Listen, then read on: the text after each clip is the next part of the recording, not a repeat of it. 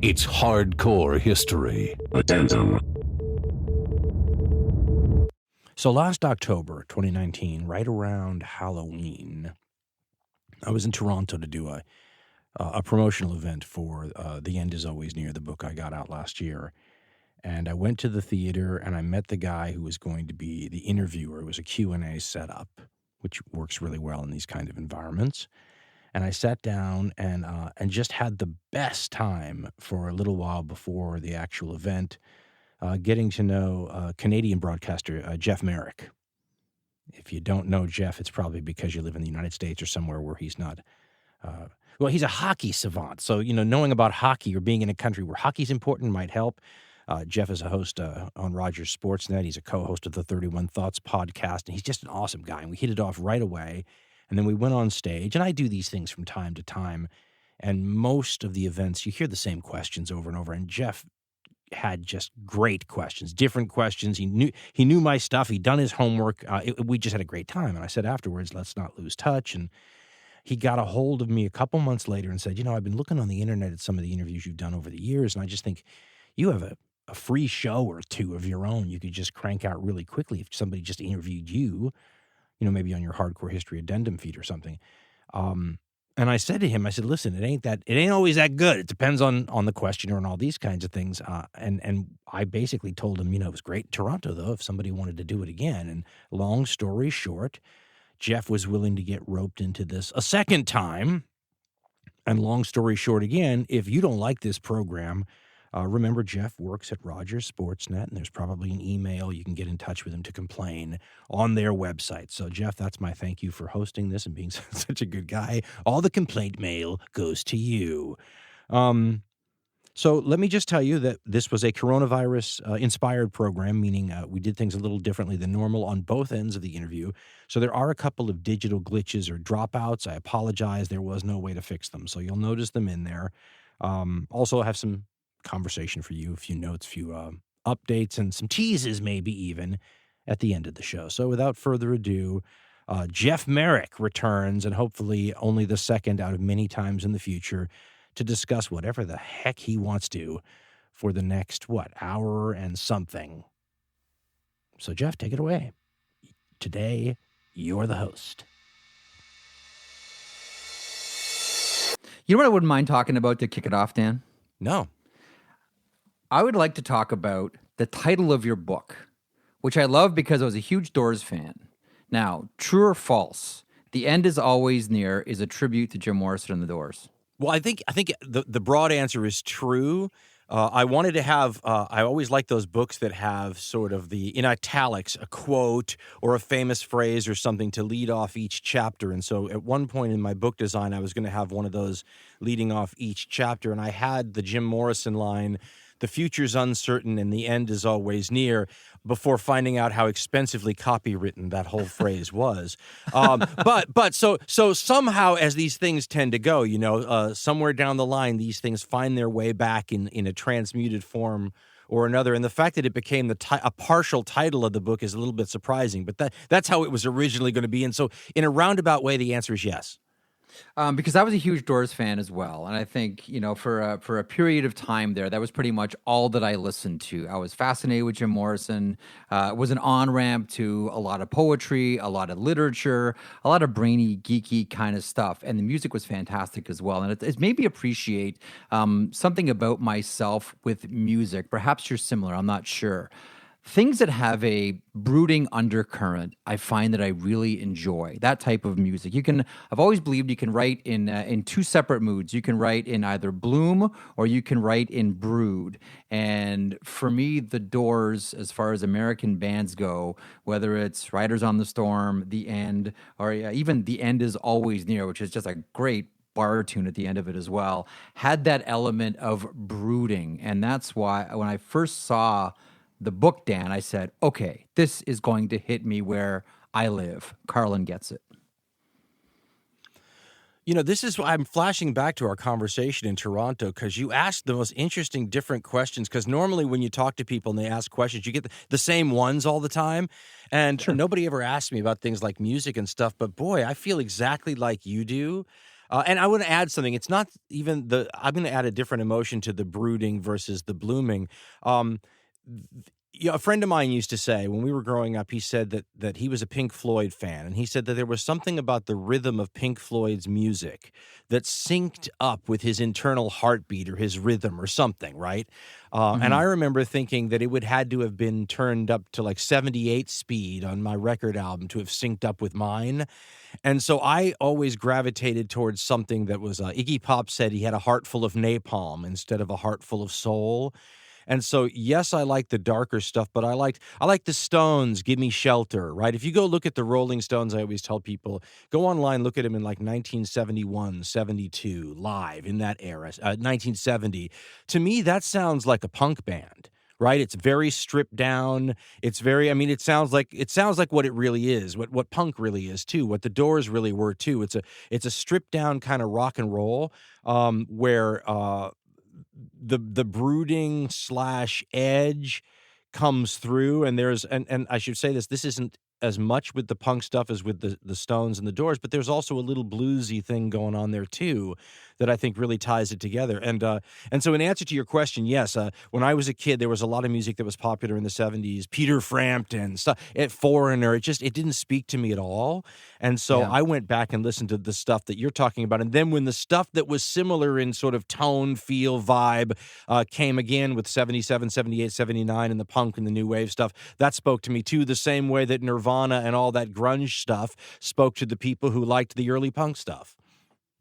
See, but I think what we're talking about too is sort of music, and you've written about this and you've talked about this on various podcasts as well. This idea of studying behavior at the extremes, when you stretch the elastic to the point at which it can no longer stretch, what's the behavior around that? And I've always been fascinated with that as well. And I see that, this comes out in, I think we have a mutual admiration for the sport of boxing, for example, sports like MMA, these types of events, where really, I've always wondered, why am I attracted to things like boxing? Why am I always attracted to Shakespearean slasher plays? Titus Andronicus, heads rolling all over the stage, blood all over the stage, and I am king, curtain, and that's why am I attracted to that? Like I'm a pretty left-wing leaning kind of guy. I mean, I'm a typical Canadian, always looking to apologize and make accommodations for everybody. Where does that come from? And I find myself in a situation where I think I'm attracted to events and sports and situations that exist without metaphor, where everything you say you want to do is what you want to do. Everything you intend to do. Like there's no, in some sports they'll say, oh yeah, I really want to kill this guy. Well, no, you really don't. But then there are sports where you really kind of do. Like there are sports where that metaphor doesn't exist. It is a metaphorless environment. And I think maybe that's why I'm attracted to music that speaks there and sports that speaks there as well. There is, I pulled it off of my bookshelf just now. There's a Latin phrase I read, and I hope it's true. It's one of those things I've learned in my line of work not to just blithely quote or assume any quote is true. So I always disclaim it a little bit. But it's an inscription in Latin that says, "It will give you pleasure to look back on this scene of suffering." And it's about sort of the love of history, kind of, right? The fact that isn't it weird that people like you or people like me who are such, I like to think of myself as sort of a humanist, right? Why would I enjoy seeing scenes from history involving suffering? Why would I enjoy watching Muhammad Ali and Joe Frazier at the Thrilla in Manila come as close to death, as Muhammad Ali said, as he'd ever been? Why is that interesting, entertaining? Why would I go back and watch it again? Right? I mean, what is it about our character? I had a professor, the late, great Robert Poise at the University of Colorado. He's famous there. They planted a tree after he died. He had said almost the same thing you did. He said, why? He called himself a lily-hearted, bleeding-heart liberal. And he said, why would a lily-hearted, bleeding-heart liberal like myself be so fascinated by these right-wing, strongman, dictatorial? He was like a Nazi history professor in terms of what he focused on, and Bismarck and those guys. And he questioned himself, why am I interested in this stuff? I don't think we have an answer, but I do think there's the wonderful side of it where we can enjoy it like that Latin inscription says, look back on this place, and not have to be a part of it. It's the same sort of vicarious thrill we could have at the time where I wrote my book talking about how strange it would be to live in a pandemic and how science fiction like that might be. And, oh, wow, can you even imagine? And then to have it happen where you kind of go, oh, yeah, I much more liked the theorizing back in the day when this was theoretical than I do now. And now we find ourselves, all, various Edward Hopper paintings, or at least that's how we feel right now. It is bizarre, isn't it? It's bizarre. It's but the interesting thing about it to me, and again, we're all on quarantine. I'm removed from my job and surrounded by my family 24 hours a day, and I love it. I'm not so much sure that they do, but I look at this and I say, is this bizarre? Is this weird? Is this freakish? Or have the last 150 years been the freak? And is this just sort of what reality always has been, and now it's caught up to us? I don't know the answer to that. I think that's exactly what I couldn't have phrased it better myself. I think that's I think to paraphrase, I think it was Samuel Huntington when he said the end of history. We've been living in a break from a rhythm that our forebears knew so well. And this is the part that is hard to get your mind around, as crazy as everything's been. They never had the luxury of only having one bad disease out there, right? When they had all the bad diseases you can think of, they had all the other bad diseases at the same time. So you didn't just have cholera, you had smallpox. You didn't just have plague, you had typhus. It was all there together. And you had measles and mumps and all the childhood diseases that killed you once upon a time. So I think about this as the tiniest little taste of what it used to be like, and I sit there and shudder because look at what it's done to us with just the tiniest little taste. And maybe you could say that the reason it's done this much to us is because we haven't been accustomed to feeding on this sort of problem for a while, and maybe you grow a little bit more calloused and a little bit more resilient, or maybe your systems become a little bit less fragile over time if the disease rate's higher and more lethal than it traditionally is, like now. On the other hand, it is what I said in the book, people are saying all the time. I had an Israeli reporter to me the other day say, is this helping book sales? As though this is a good thing, right? We have a pandemic, and I was talking about it. But, every major thinker, expert, heck, Bill Gates for the last decade's been saying something like this was coming. What I think's fascinating from the history side of it, though, because all I did in the book was pick out these historical situations to show sort of how humans have behaved in those circumstances before, and that seems remarkably instructive for sort of how we behave today. So that's the part that's kind of interesting where you go, times change, medicine evolves, but we human beings are about as panicky and predictable as we've always been in groups. That's interesting about that comment. How is this helping book sales? And I think of the old Carney saying, "What we lose on the swings, we gain on the roundabout."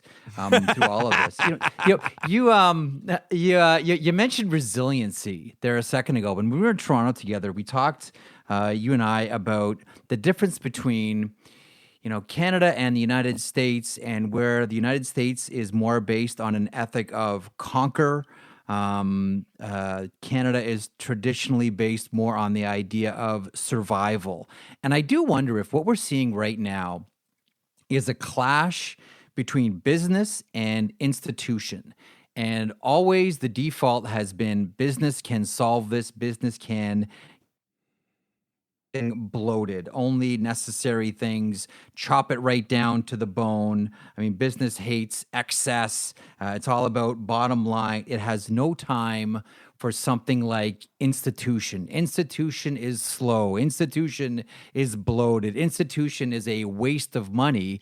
But right now we find ourselves in the situation, Dan, where it's the institutions that are probably going to get us out of this thing, not business. And we're starting to see that clash each and every day.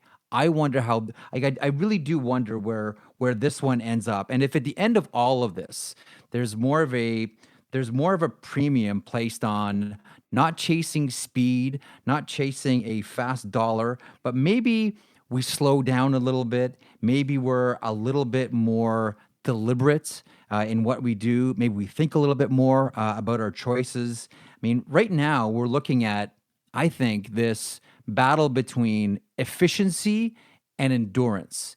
And right now, what we need more so than efficiency is that type of institutional endurance that business has always had nothing but contempt for. I think that's a fantastic analysis. I said to somebody else recently, too, we were talking about maybe the way something like the current situation we're going through makes us simply reframe the lens through which we view some of this stuff. So whereas a business institution running a hospital might see a lot of ventilators that no one is using and a lot of hospital beds that are empty as waste, at a time like now, that looks more like insurance.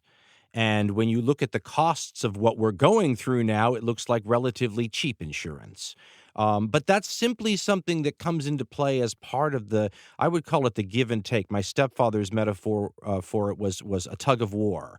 And there's a tug of war. You called it the institutional side. That's a good way to put it. And the business side. And they're pulling, right? They're both pulling in opposite directions. And sometimes I would argue we've lived through, and I don't think I have to make much of a point on this, an amazing growth stage in terms of the information revolution, the 1990s, the 2000s, the phones, the texting, the social media, the whole thing, right? That's a giant, huge boon on the business side of things with institutions playing catch up. So imagine that tug of war leaning heavily toward the business side of things for a while.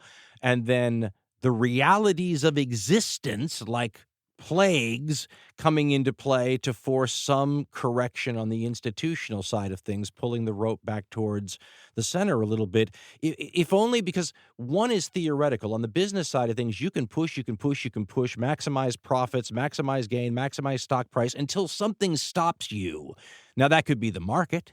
That could be your own business model. That could be what it is you sell not being desired anymore, or it could be a black swan event like what we're going through now, right? Or a 9/11 attacks or anything like that where all of a sudden, okay, you have to stop and think for a while. Your forward momentum is slowed for a reason, and you have to ask yourself whether or not this is a temporary break on things and we can continue to do things just the way we did after a slight pause, or whether, as you were suggesting, this is a lesson, right? And the lesson is let's not get caught again. Let's build in some resiliency, some redundancy, and some ability to counteract what this plague we're going through right now has exposed in terms of our systemic fragility, maybe is a good way to put it. So I think I would make the case that there's always the balance between the institutions and the business side of things, and that it's been slanted toward the business side of things because the pace of change has been such that it would be crazy, I think, to imagine the institutions keeping up with it. You know, I mean, they inherently, and by the way, not just that, but they inherently move more slowly because, I mean, the pace of change on the business side / tech side of things, I'm not sure how brick and mortar things can keep up with it. So I think maybe what you're suggesting makes some sense, at least from the vantage point where we can see it here in the midst of it. It seems like it's exposed something where you go, well, let's not get caught without enough ventilators again, things like that. And then what becomes of us at the end of all of this is another question.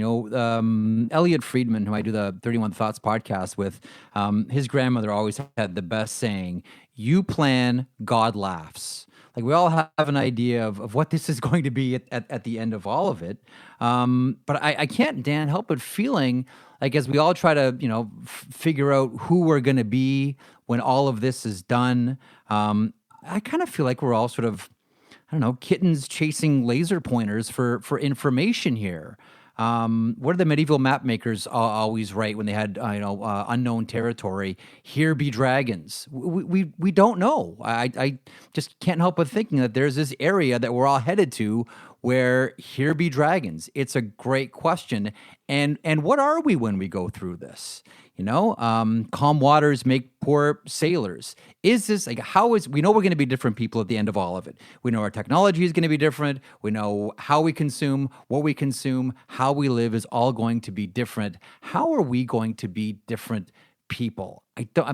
My gut on it, Dan, is to say that we'll all understand how interrelated we all are from person to person and also person to nature.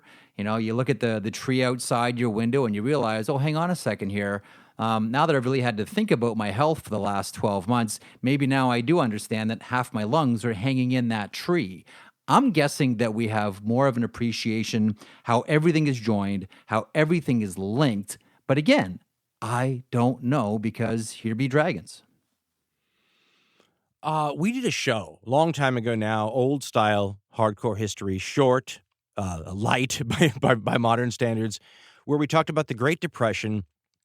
And there was a quote that we used by New York Times economic writer Robert Samuelson. And the gist of it was that we make fun these days, or economic experts make fun these days of the stupid, silly mistakes that the money experts back in before the Great Depression era made, right? We laugh at their stupidity and their naivete of markets and all that kind of stuff. But his point was, before you get too haughty about it, realize they were doing the best that they could with what they knew at the time, and they got blindsided by something they didn't see or know about. And that can always happen again. And of course, after Samuelson said it, we got hit by the .com crash and all that kind of stuff. The point being that it's always something that you can't see coming that's going to get you, because if you can see it coming and you can plan for it, it's a lot less likely to hurt you. But those things are reliably out there. That's the black swan idea, right? That you don't know that something's out there, but you can imagine that something out there that you can't plan for is going to hit you. So like you said, and God laughs, right?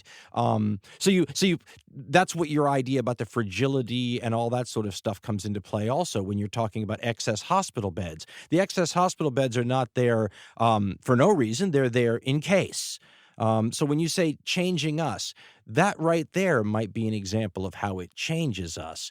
In the same way that the headstrong rush towards business moving forward might get slowed by the reality of something like a plague, people's forward thinking and continual momentum toward the next goal, I think, takes a hit here where everybody is just forced. My kids are at home. My kids have they can't do anything but just think about and try not to think about what's going on here.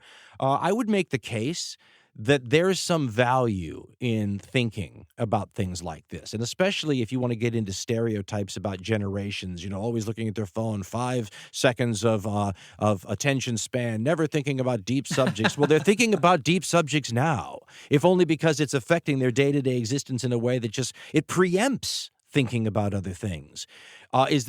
Would I have wished this on us in order to get that benefit? Of course not. I'm going to give the commencement speech at my alma mater in like a couple of weeks, and the whole point of it is to try to point out that there might be some good sides to this, but I'm not saying I wanted it, right? I'm not glad your commencement was canceled. Don't get me wrong, kids, but if it's going to be canceled anyway, maybe there are some side benefits. And to answer your question sort of at the end of it a little bit about, does it change us? There's a chapter in the book, and we did a podcast on it. Do tough times make tough people? It sounds like an MMA style phrase, doesn't it? But I don't mean it that way. It literally is just the same thing one would wonder about seeing in the animal kingdom or the plant kingdom, or any sort of like life's reaction to adversity. And I mean, if we're this adaptable species, right? If that's the number one thing we bring to the table, we don't have sharp teeth, we don't have long claws, right? We're the smart ones who can adapt like coyotes. Does adaptation require adversity, like you said? If it does, then this is going to be something that helps create a more formidable generation down the road. Yeah, there's to extend that, there is that feeling that at the end of all of this, we're going to see in this tough situation who got tough and who cut the laces on their shoes when the fight was about to start. We talked about, why are we so attracted to these brutal dictators? Why are you so attracted to, the macabre? Why are you so attracted, to behavior at the fringes of the extremes? When you're, a pretty, middle of the road kind of person, maybe left leaning, maybe a little bit of a humanist, a little more understanding. Someone looks for similarities instead of differences. Just because you're a pacifist doesn't mean you don't appreciate the value of passing the fist, is something that I've always maintained. And I think in this situation here, and other generations have gone through it before. And you're right about you laughing at these, kids playing Fortnite all the time. And, the closest thing to a fist fight is a nasty tweet that they send to someone in anonymity on a eggshell Twitter feed. But I think at the end of this, we're gonna find out, whose spine got hardened through all of this. And, you're going to find out, I think, through all of this, who can endure. Because I know I keep coming back to the Margaret Atwood survival issue, or the Margaret Atwood, survival aesthetic here.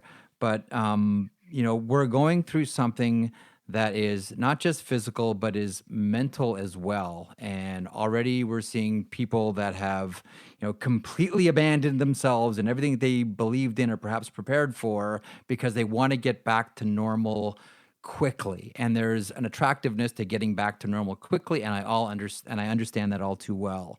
You walk into the front door of my house, there's two kanjis, and it's a Japanese saying, it's a Taoist saying. It says, unlearn something daily. And I really feel that one saying, Dan, more than anything else, has helped me in my life at every single stage. Unlearn something daily. And I think if we're going to survive through all of this, and if anyone's going to survive through all this, I think we need to unlearn things from the past, because this is all going to be different. As we mentioned, the media is going to be different. The way we go shopping is going to be different. The way we greet each other is at it for handshakes. Everything is going to be different. And I really think that one of the keys to survival with all of this, if we're going to get tough and not cut the laces, is to start unlearning things as quickly as possible. Being the cynic that I am, I want to know what you mean when you say the people that are going to survive this, the people. I mean, let's define the term. What is a person who doesn't define this or survive this, or a society that doesn't survive this? In your mind, what does that mean? That's a great question. I think people that can come out at the end of this and can still have, how do I say this properly here? I don't want to offend anybody. Surviving both literally, and I also think surviving and still being able to work within a society, still work within a group of people. And that doesn't just have to be immediate. That can also be online, but still, what did Nietzsche always say? When you fight the monster, it's important not to become the monster at the same time. At the end of it, not become the monster. What's a great Twilight Zone episode? The Monsters Would Do on Maple Street, where it's never about the monsters, it's about how we treat each other. I love that. That's always been a big lesson for me. It's my favorite Twilight episode, Dan. And when I say survive all of this, survive in the sense that we don't turn on one another. We have this ritual in my family now. After the day is done, our 3-year-old goes to bed, and I stay up with my 10-year-old and my 8-year-old, and we watch Walking Dead. I've never seen the Walking Dead series before, so we've started at episode 1, and we're now plowing through the 5th season. I don't know if I should be showing my 10 and 8-year-olds The Walking Dead. I'm not sure I'm going to be on the cover of next month's edition of Today's Parent Magazine, Dan, but it's a nice tradition that we have. And the one thing that I've learned through all of it is the lesson from that Twilight Zone episode, which is it's not about the zombies. It's about us. And the greatest threat comes from us. If we can come out and survive this, by that I mean if we can still not turn on one another. On the last Common Sense podcast, you talked a lot about partisanship and what partisanship is doing to us. And I couldn't agree more with the points that you were making, because at the end of this, if we can't get along, if we can't all survive with one another or come up with some, and it doesn't have to be like this Matthew Arnold idea of, Elizabethan England is the absolute, model of how things have to be. We have to come up with this idea of, we have to come up with a way that we can all get along with one another and not let this tear us apart, not let that monster separate us from one another. I hope that makes sense. It does, and I think tough times are points of a fracture. In other words, one of two things happens: they bring you closer together and heal some of those things. I mean, you have a war and everybody unites, in a common cause and forgets their partisan differences, for example, or crisis can make the fault lines larger and fracture them more. I mean, we see that too. So this could go, things like now could break in a number of different fashions. When I have conversations with people, people get angry with me. After the last Common Sense show is a perfect example. And for those in the history audience who don't know, I've done a current events podcast for longer than there have been podcasts. I was doing it when it was a radio show. It didn't used to be as hard as it is now because everybody is so angry that trying to find this ground that Jeff's talking about where you can actually try to talk to people who disagree strongly about things with each other and speak to both of them tends to get the same treatment that a police officer showing up at a domestic violence quarrel with a drunk couple runs into, where they might have been trying to kill each other 5 seconds ago, but the minute the cop tries to come in and bring peace to the situation, they both turn on him. So I kind of feel like the cop in the domestic violence situation sometimes, but moments like now are tests. And so when you say we have to be able to get along, because I keep asking myself, what's the alternative? I mean, I tell everybody, regardless of where you are on the political spectrum, you're not going to win. Now what? And that's where we are. If you can't think of the now what, then you're planning for some, I don't even know, you're planning for a perpetual political war that will continue long after you're gone. And what did it get you? Maybe that's short-sighted, and but at the same time, I'm looking at it now going, I'd like to save reality a little bit, because when you jump off the edge in terms of going off the deep end with, say, political realities, I mean, it's funny. We have a plague now in a sense that we haven't seen in a very long time. What if we started to see political outcomes of the sort that seem to be the things that are consigned to your history books, right? What if all of a sudden those didn't seem so strange and abnormal and out of the blue? Let's try to avoid that, shall we? At least that's kind of how I try to think about it. And that sounds like you, and I think a lot of people who form what I would consider to be sort of the ballast of society, these people that might want reform, might want change, might disagree with each other over specifics, but sure as hell want to keep the boat intact. What do you think happens with technology and all of this? Last time we were together in Toronto, we talked a lot about Marshall McLuhan and the idea that technologies have these hidden agendas. They shape the way they shape the user in ways that the user never would have imagined. We see major events, dictating what type of media gets consumed and how it gets consumed.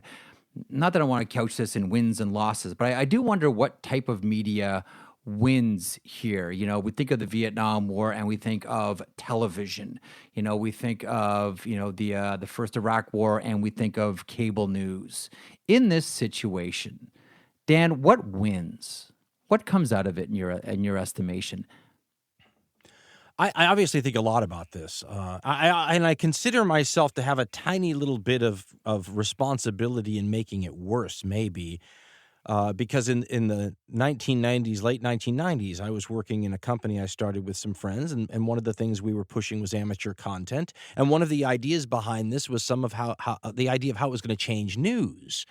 And I thought it was going to be something for the better. It was going to be opening up news to all sorts of views and opinions and journalists and reporters on the ground. And you didn't have to be, I was a reporter, and I was saying you didn't have to be a reporter to report on a news story. All you have to do is, at the time I was saying, have a tape recorder or a camcorder and take it out there and record what's going on around you. And I thought this is going to democratize news. But it's funny. It's got me thinking about a lot of things, including something that I'm uncomfortable with. I was thinking the other day, not to jump around, but it's such a multifaceted issue. I was wondering about the value of a shared view of reality, even if the shared view of reality wasn't true, right? Is there so like if you're having the water cooler discussions and it's 1975 and you're in an office in Los Angeles discussing what you read in the news that day, about 85 to 90% of the people around that water cooler are going to accept the same facts from the New York Times and the Washington Post and the nightly newscasts and Walter Cronkite or whatever, and all those people, not in 75, but you know what I'm saying, maybe in 75. But now a person today might say, well, that was a bunch of BS and they didn't know what was really going on here and there, and they might be right. But there was a shared idea that about 85 to 90% of the people had on reality, which allowed them everything from the ability to debate things, to have, I mean, it was something that passed for truth. It's like the fiat money people always tell me, the money you hold in your hands is just paper. The only thing that matters is how much stock people actually put into it, right? Because you believe it. Well, the same thing was true of reality. It always is true of reality. You believe it, but if 85 or 90% of the people believe on the same reality, you can kind of work, it's a fiat currency of its own, right? It's information fiat currency. What we have now, though, is nobody believes the same reality. We're into these camps where we're all reading different stuff, and the first thing you say in a discussion with anyone is you question their sources. This is a democratized news environment, but it's also a democratized truth environment, and I'm finding that this is a situation that I'm not finding good historical analogies to use as guideposts on how something like this might go. It's a fascinating human experiment. I don't know how to navigate through it myself. Yeah, I remember Jello Biafra once said, "Don't fear the media, be the media," and that's always stuck with me. And I think that hits where you live when you're talking about creating amateur content and democratizing media. It's interesting when you talk about, look, okay, so what, where are you? Are you left wing? Are you right wing? What are your media biases? What's the old journalist saying? If your mother says she loves you, get confirmation. It kind of feels like we're at that point now with all of it. I'm curious because that point about having if 80% of people are on the same page about history, about current events, and there's an accepted media, there's an accepted version of the news that we all agree upon, then we can have the conversation. I think that has really done a disservice to television now, because it has demonstrated the limits of that format, and by how an hour is divided in TV time. Because as you well know, in every segment you have between 6 to 8 minutes to speak, and unless you go along the same lines as those that have come before with all the basic assumptions, if you try to paint outside the lines a little bit, you spend the entire segment trying to explain the premise of your point without actually ever getting there. And that's why I think, honestly, and I know that I'm saying this on a podcast, I know that I have a podcast myself as well, but honestly, I see as far as the big winners through all of this, I think this is going to be, because I still believe we live in the golden age of audio, I think the big winners of all this is going to be podcasts.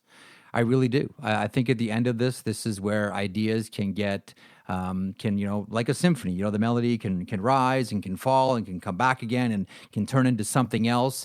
And you aren't limited by the authority of time, or you aren't limited by a certain programming format. I think, really at the to be self-serving here, considering I do have a pod, I think that this is going to be yet another moment where podcasts demonstrates that this is the ultimate media to consume right now. And of course, not all podcasts are created equal. Not all podcasts are the same. And yes, I do understand that, right now we look for, we have these biases. We only want to, what's the line? Nobody wants to hear other people's opinion. They just want to hear their opinion in different sounding voices. That's kind of where we're at right now. But I do think that this is the place where, the revolution will not be televised, right? The revolution is on podcasts. And I really do believe that this is going to be another brick in that wall for pods. I hope, and this is the hope, I hope that deep conversation and in-depth looking at things the way, a lot of podcasters like to do it, by the way. I mean, when you have a 3-hour podcast, you have time to go into depth on issues, right? I think that it's a little like vegetables, even to some kids, where if you give them cake long enough, even some of the most anti-broccoli oriented kids start going, a few carrots might be okay right now. I mean, maybe it's like it's there's a pendulum swinging back and forth, or there's always a segment of humanity that craves. This is the other possibility, that we're all created differently, and there's always a segment of humanity that craves looking at things through a different lens, a higher zoom perspective, or a more granular one. It's a personality question. And so something like that, rather than the 5-second quick hit, appeals to them. I always said one of the great things about podcasting is it is a giant pie of listening audience size. And if you appeal to just a tiny little sliver of it, that can still be a heck of a lot of human beings. And that allows you to pick some topic that might be extremely narrow, that 90%, 90 Mexican science fiction comic books from the 1950s or something, right? But the small segment of that slice of the pie that finds you may be a huge number of people, and they're all going to be fanatically cult-driven like folk because they've been waiting for someone like you their whole lives, I think podcasting has innate advantages over that. I also think, and this is just, I find this all the time. You know all about this too, Jeff. And by the way, your insider stuff on the industry is absolutely dead on, and we can go there if you want. I'm sure there's a lot of people in the audience who are actually in the industry, so they would understand it too. Sure. But I would like to point out that there is a huge difference between creativity with a large group of people and creativity with a small group of people or a single individual. You and I were talking before we started here about how interesting it is to watch all the late night talk show hosts do their coronavirus at home versions of their shows without the lights and the camera angles and the glitz and the band and the audience and the whole thing, and they look remarkably like the rest of us, which makes some of the better podcasters who do similar stuff to them look that much better by comparison, right? When you take away all the lights and everybody's equal, those guys might be funnier.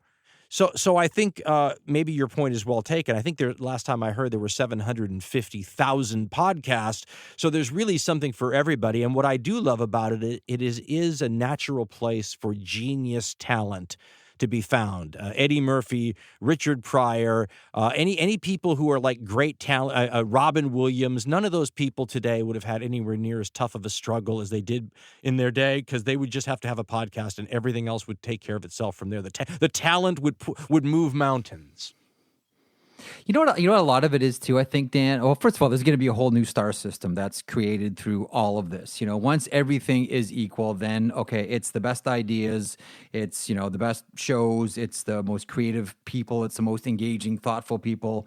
Those are going to be the ones that end up coming out shining at the end of all of this. I think one of the failings of media right now is this idea that everything needs to be multi-platform. Well, we'd love to on-ramp this television show. How can we repurpose it as well?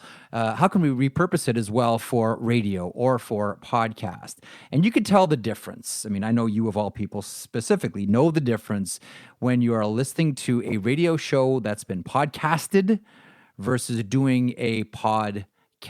And even though it's subtle, the difference is huge. Radio, and you talked about this on the last Common Sense, and you're bang on, this idea of heat, and yell and scream and choose, confrontation over conversation. That's going to get those people that generally on their radio will only be listening. What's the average TSL for the time spent listening for a radio listener? Like, if you're lucky, 6 to 8 minutes while they're in their car before they get out of the car to do something else. You just want to capture that one slice. That doesn't work for a podcast. That doesn't work at all. One of the things that I think a lot of people have always appreciated about either Common Sense or Hardcore History, and I try to do on every podcast that I'm part of, is the respect and acknowledgement that you're broadcasting, generally when you're doing a podcast, right into someone's ears. And the last thing that people want to hear in their ears is screaming and yelling. And that's why I think, as far as, what's going to be that media that helps to define this generation after this pandemic is all done, I think it's going to be the medium that chooses conversation and is easy to listen to.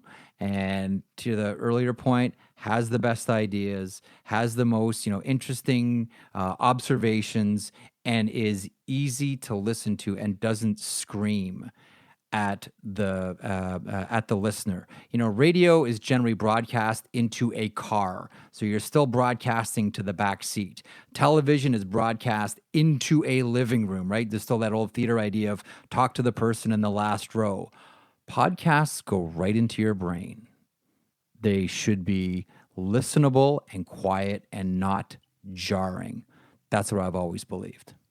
Jeff, I'm going to try to not assume that this is some sort of passive-aggressive attack on me personally, because I am well known for going in a nice low tone of voice and then all of a sudden screaming in the ear of the listener. That is almost like one of my known traditional styles. So I'm going to take this as a personal slam against me and my approach to podcasting, because I'm known for doing that. And listen, this is a good time to address the issue, because I did a virtual reality thing, a World War I exhibit in Skywalker Sound. George Lucas's company did the sound, and they were nice enough to have me up to their facilities in Northern California, gave me the grand tour. I got to meet the staff, and when I met the staff, one of their real fantastic, great sound engineers comes up to me, says, "I'm this big fan. I really want to tell you how much I love the show, blah, blah, blah, blah, blah, blah, blah. Have you ever thought about using any compression on your voice, though? Because it just I came back, and if there's a Ben, I told him, I said, well, everybody's still talking about the compression issue. And just so everyone knows, in radio, when you're on the air at a traditional station, they have compression, which is, it squashes your voice between the highs and the lows. They have it for all sorts of reasons built right into the soundboard. So it's nothing you think about. When we got off radio and we got the freedom of podcasting, it became like new, and Jeff, you'll understand this, it became like new audio colors to paint with. All of a sudden, yes, and I was always in the VU meter red anyway, right? So I was never a good boy anyway. But all of a sudden I had these, with the compression giving me sort of a light pink or a pale blue. All of a sudden I had dark, angry blues and bright reds. And now the downside of that is you could clip a little bit with the software, you could bother people's hearing or whatnot. But the ability to go soft and low and high and loud and mix it all together, those are the tools of a traditional oral storyteller in any society around the world. And so we do some compression, but every time people want to push for more, I keep thinking I become the selfish PV artist who doesn't want you messing with my most extreme colors in any direction. You know what I mean? It wasn't a slight. First of all, because one of the great things about what you do and how you couch all of your podcasts is you do all that. My main point was this wall of sound in radio that we normally get, which is, scream at people for 5 or 6 minutes to capture their attention and ignore something, which I think is perhaps one of the most important things in either radio or podcast, and that's silence. What's one of the great things that can get people to lean forward right now? Silence. Oh yeah, silence is a note, right? That's a great that's a great way to phrase. It is a note, and it's I didn't make it up. I think attention. That's a musician thing. I'm not taking credit for that. That's a wonderful. I got to write that down. Silence is a note. But I mean, it's like when I listen to your podcast, the one thing that I appreciate is that you use all those different paints and all those different brushes, but it's not overwhelming. It's well placed. Like, listen, there's nothing wrong with a great scream. That's fantastic. I don't know that I can take 5 minutes of it when I'm trying to listen to someone's point or trying to learn something here. But again, this goes back to part of the earlier conversation we had to talk about, blooming and brooding. These two things, what do the Taoists say? They arise mutually. That which is explicitly two is implicitly one. They go together, so you need both. I think where a lot of radio tends to go wrong, and certainly talk radio, which is the background that I'm from and you're from as well, there's this idea that we only have them for 4 minutes, make it loud, make it aggressive, really grab their attention because they're not going to be in the car long enough to hear you. And oh yeah, we've got to get to traffic and we've got to get to weather and we've got to get to the stop sets. Oh, well, I mean, no argument there. As I said, I don't really even hold anybody accountable for that. That's the format. And within the format, as you said, you've got, this is what was, and I always, when people ask me about podcasting, I always talk about how attractive all the creative white space was. Because when you come from radio or television, as you said at the beginning of our conversation, you have these little blocks where you can be creative, and there's 6 minutes or 4 minutes or 8 minutes, and then somebody gives you a podcast, and you open up and you look and it's just a giant, big, complete white space. And my whole early career was listeners helping me to understand that white space was even less constrained than I thought it was. I mean, I always say that we issued an apology to hardcore history listeners on the show the first time we went over an hour long, because it just seemed like some horrible transgression, on their time. And they would write back and say, and obviously this is the very early years, but they would write back and say, we have pause buttons. And this became a way for them to teach me the unlimited size and scope of this white space that we were working with. There's no limits at all. And so once you do that, I told years ago, we were probably into podcasting only about a year and a half before I turned to somebody and I said, I can never go back to radio again. I said, I can never go back to radio again because, one, I lose this white space, and two, you know this too, Jeff. Every radio station I've ever worked in, you have a map, and on that map is a bunch of concentric circles emanating from your transmitter, showing you how far the broadcast signal reaches on a map. Yep. Podcasting is global. It reaches North Korea may not hear us, but if I do a show about Iran, I'm going to get letters from Iranians and emails from Iranians. It's. I could go to New York, which is the number one radio station market in America, and it would be like a downgrade in terms of who could hear me. So when we talk about podcasting being the better medium in terms of format and what it gives you in creativity and depth and all those things we talked about, how about just the old-fashioned metrics? You can reach more people, which is what the advertisers and the radio station owners and the broadcasters always cared about the most too. It's funny. I was making that point on a previous podcast a few years ago, and someone sent me in an Edward R. Murrow quote, and it was perfect. I always love these moments where I get grounded from listeners. And she said, what was the quote? It's Edward, because your voice goes across the world now doesn't mean you're any wiser than when it only went to the end of the bar.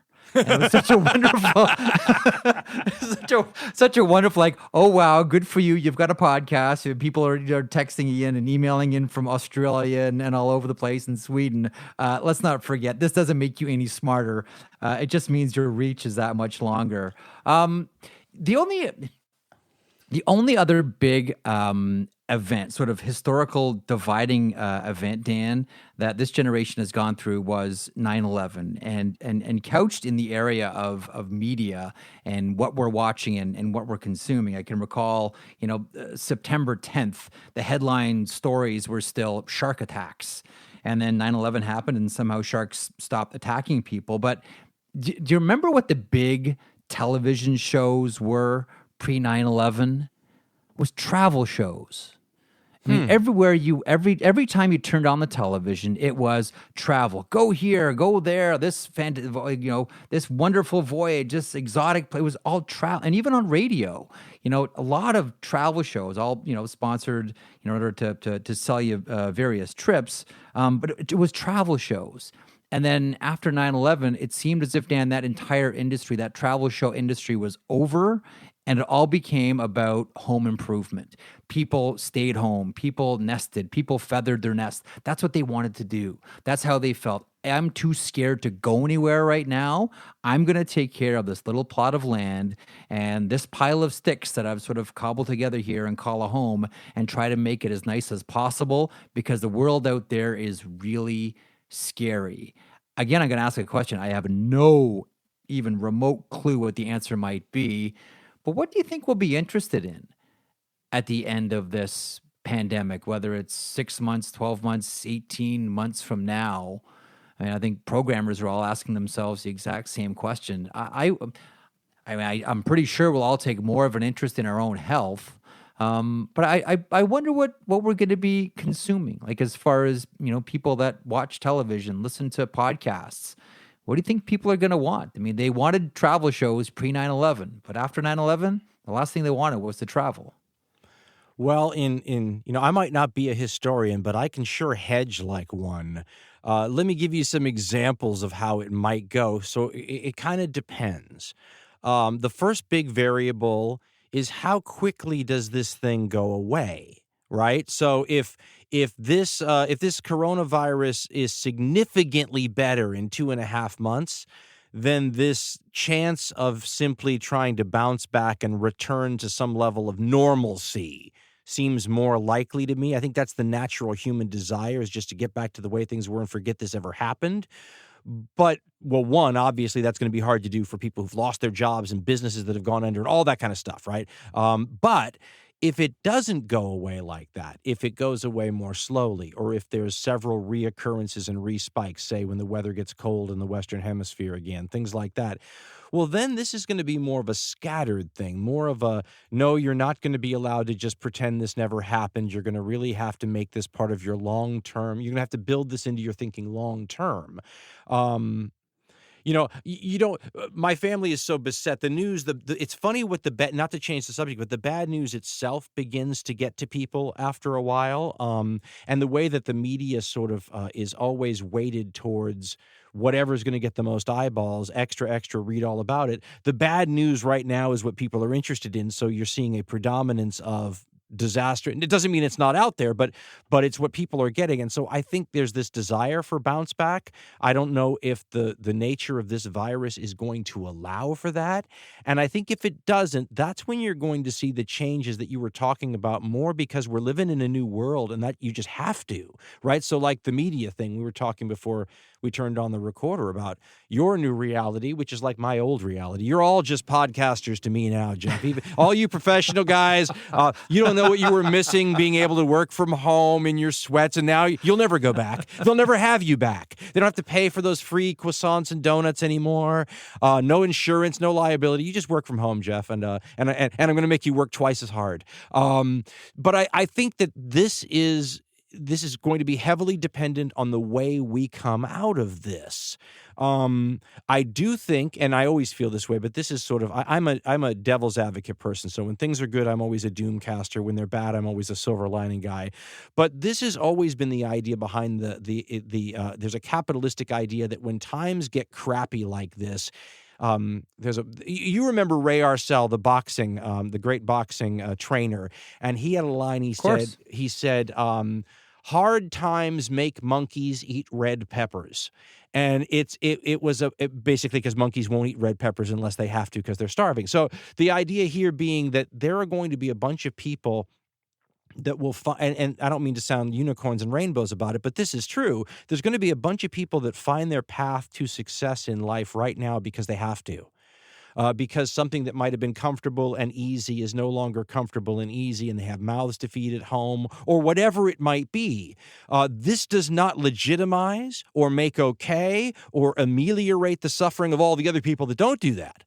But I'm suggesting that this is all part of how people individually are going to respond to their own circumstances, and how we respond as a society is going to depend in large part about how all of us as individuals do. And that's going to depend in large part about how this damn virus leaves us or doesn't leave us. Does that make sense?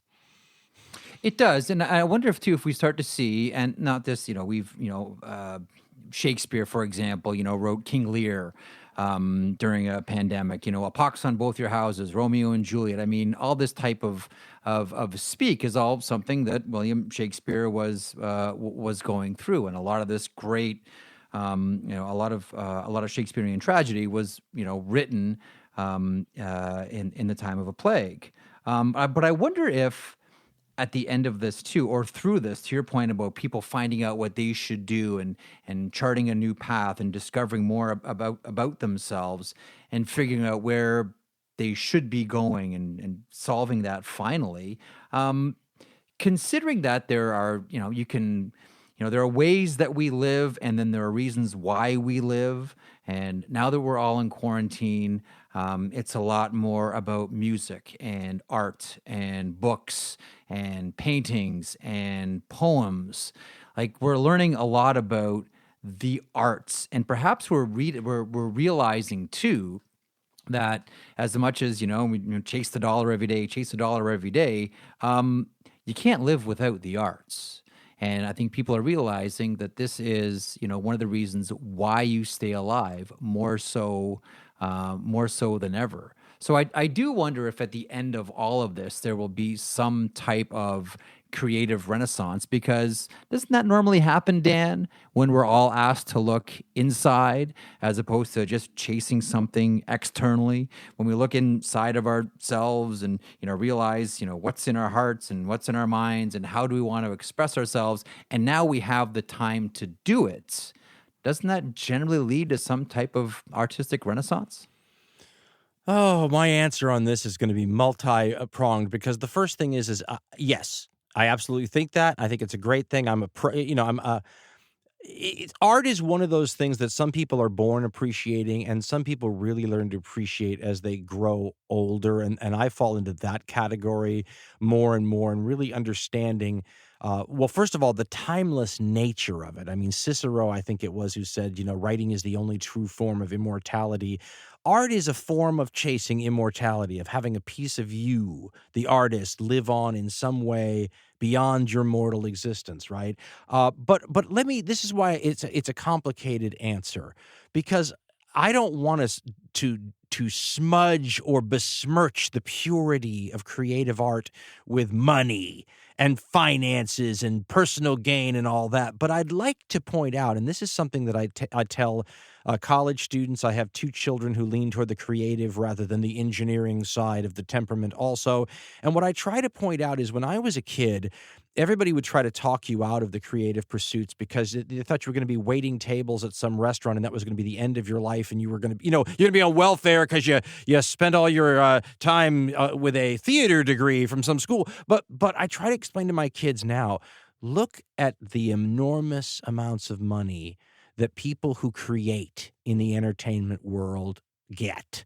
I mean, I always say, J.K. Rowling, look at, how's that for a good idea? How many people have made the living of their entire lives off her idea, right? So that's the power. I mean, Tolkien, look at all the, now I'm picking individual, but this is what I say, if you are creative, that is ground zero for everything everybody else in the entertainment world does, all the lawyers, all the attorneys, all the agents, all the cameramen, and it's funny, I had, there was a South Park episode once, and I'm going from memory here, so I hope you'll forgive me. It's not a South Park episode. It was the making of South Park, and they showed you how they made it, and they showed the facilities, and they have this place where all the artists who do it and everything are playing ping pong, and they have a green room, and they're all.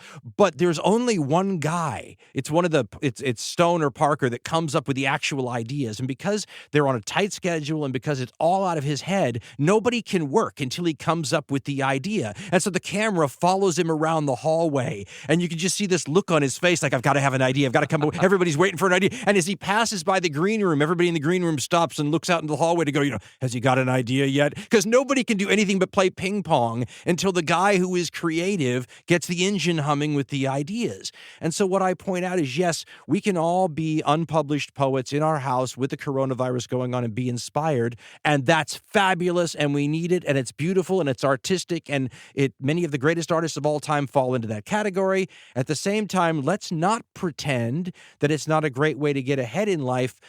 These days, the people that make the really big money are the showrunners. Those are basically the writers. The people who come up with these ideas, the people that have, I'm going to use the term IP, the intellectual property, come up with intellectual property. Who comes up with intellectual property? Do lawyers come up with intellectual property? Do agents come up with intellectual property? You need all those people, and they're all creative, and they're all wonderful at their jobs, but nobody works until the South Park guy comes up with the idea. And so what I always say is the creative people are the genesis of the entire entertainment industry. And so to think about it as some job where you're going to be waiting tables and wasting your college degree, to me seems ridiculous. You're going to be out there, J.K. Rowling, J.R.R. Tolkiening up the place, right? And so in my mind, this is a great opportunity for a bunch of people who, because of their jobs, never had time to sit at home and work on their poetry or their music or their play that they're writing or their YouTube video play on. Do it now, right? It's a great opportunity. What are you doing? Take advantage. Might change your life. I can recall very specifically. Do you remember a guy by the name of Jim Rose, Dan? Yeah, vaguely. Who was he again? Wasn't he like Jim, cable guy or something, right? Jim Rose Circus. The Jim Rose Circus was that then I'm not thinking of the same guy. No, so Jim Rose was the architect of something called the Jim Rose Circus, toured with Lollapalooza, grunge circus, crazy things, guys getting darts thrown into their backs, various piercings, lifting weights from different body parts. It was like a chaotic circus that you would imagine traveling around with, Trent Reznor and Nine Inch Nails. And so when I first started my career in 1994, It was me and my buddies Bob Makowitz and George Strombolopoulos, and we're doing a late night show on Friday nights in sports radio, which had nothing to do with sports. And we got to spend an entire afternoon with Jim Rose, did an interview with him 1.5 hours. Then Jim and I went out for lunch. I was a big fan of Jim Rose, still am. And he said something to me that always stuck with me. And there's no right answer to it, but it's a place that everybody sort of comes into conflict. There's that choice moment. There's two paths, which way you're going to go. We're having lunch, we're having a cup of coffee, and he said to me, "So you're just starting your career, right?" I'm like, "Yeah, but I'm not sure about this, if it's going to work out. I still have these, dreams of going back to university, chasing a PhD, who knows?" And he said, "Well, if you decide to chase this, if you decide to go this media route or whatever route you take for that matter, realize one thing as you begin. There's going to be a place in your career where you're going to get to a crossroads, and we all get there, but just be aware that it's coming. And here's the crossroads. You're going to have to make a decision whether you need to quit or work harder. And there's no right answer, and there's no obvious answer, and you won't know if it's the right answer until many years later. Should you quit or should you work harder? And I wonder now in this situation where people are forced away from their natural existences and their natural, to further to your point, this is your opportunity to do this. This is a chance where you don't have to face this dilemma, right? There's two types of freedoms in the world. There's a freedom, there's a freedom to do anything, and there's a freedom from having to choose to do anything. And right now we have more of freedom from having to choose to go out and do work. I wonder if through all of this right now, to your last point, Dan, this is the opportunity where you don't have to face this dilemma of quitting or working harder. It is wide open for you, to your point. Go for it now. This might be your best opportunity. Well, and I can say from a personal side, the hardest thing for me, as a younger guy, was when somebody would say, okay, after you've worked hard all day at your job, right? I was at KABC in LA, for example, working on the assignment desk. After you've worked hard all day at your job and you come home exhausted, then put time into your side gig, right? And I always thought, oh my God, that's so hard. I have nothing left. And I especially don't have the best of me left, right? And so I always found that to be so hard. This is the opportunity, though, to do that.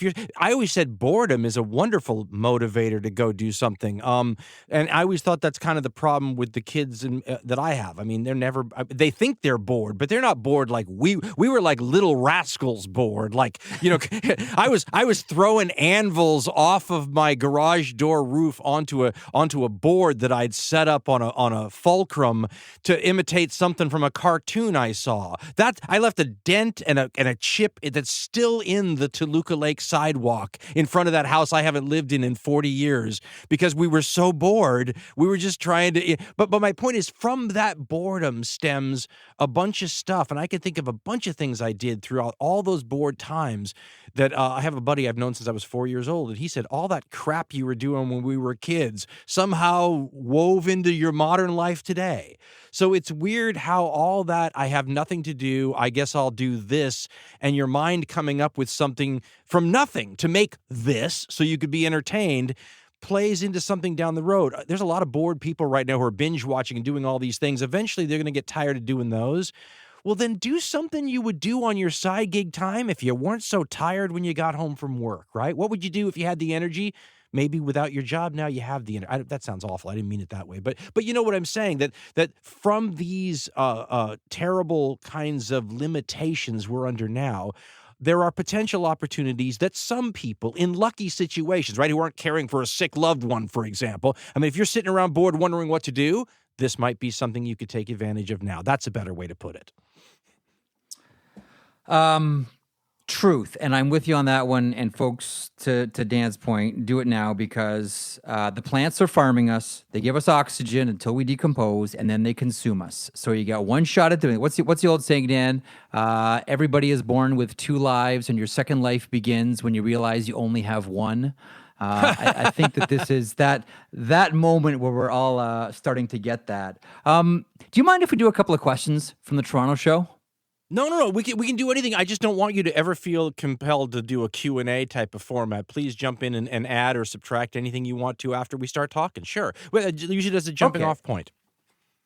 Okay, well, see, so when we did the Toronto show, you had a handful of these cue cards, and I think we only were able to get to maybe 5 or 6 questions for you. But some of them You that we were sort of, awesome I there, left- by the way. I have to just tell the audience, they didn't hear it. You were awesome there, by the way. You're the best questioner I've ever run into ever at one of these things.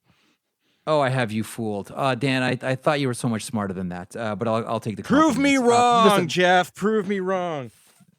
that was a lot of fun. Like when I'm going to look back on this year in my career, that was the highlight going away. Remember all the audience thinking I was drinking beer throughout the whole thing?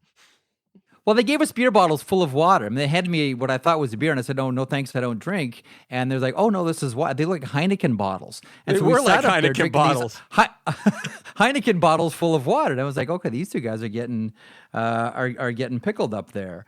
There's a few questions that I wanted I drive home and I get back to my office and I pull these out. I'm like, you know what? I wish I would have looked through these.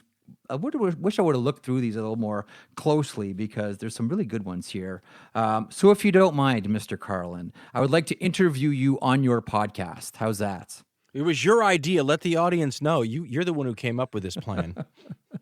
I just sent Dan a text saying, hey, you know what would be really cool if you just grabbed a bunch of questions from Twitter and did a Q&A on your own podcast. So here we go. This one, going back to the Toronto event from Sean. You tell it in a dramatic, captivating, and succinct way. Whom and what experiences do you credit as influencers of your style? I got lucky because the times changed on me. I have a vivid memory of a radio station I worked at and meeting my boss at the urinal, when I'm like on a break. The show's in a commercial, run to go to the bathroom. The boss walks right next to me. There's that awkward silence for a minute, never see the boss. And here I am with him here. And I've got to get back upstairs before the break's over. And all of a sudden, out of the silence, as we're both standing there looking up, he says, ever thought about getting your adenoids out? Because those were the days when you wanted to have the big Gary Owens voice, and everybody sounded the same, and I didn't sound like that. So in the time that I was doing radio, the desirable sound of a male broadcaster's voice changed. And all of a sudden, it wasn't about all sounding the same. It was about all sounding distinctively individual. And I was already there, right? I was the guy who needed his adenoids out. Well, fast forward, getting older, whiskey, everything else that comes with age, and my brain's slowing down.